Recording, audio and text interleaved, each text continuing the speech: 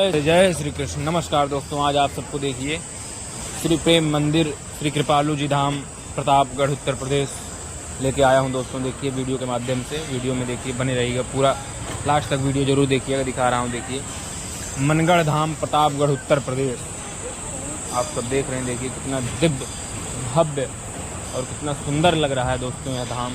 गजब, कितना खूबसूरत लग रहा है दोस्तों। बहुत आनंद आ रहा है दोस्तों, खूब आनंद आया दोस्तों। देखिए वीडियो को लास्ट तक देखिएगा, स्किप नहीं करिएगा दोस्तों। कितना गजब का नज़ारा है दोस्तों। यहाँ रात में आने में और आनंद आता है दोस्तों। रात का नज़ारा अलग ही रहता है। देखिए कितना दिव्य भव्य और सुंदर है दोस्तों।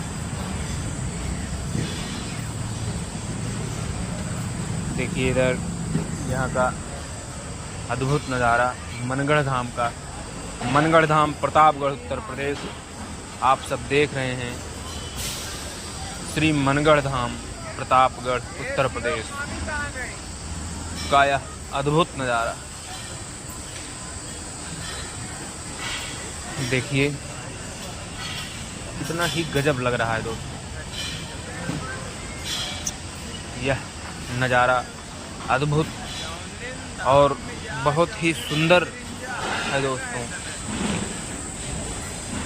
देखिए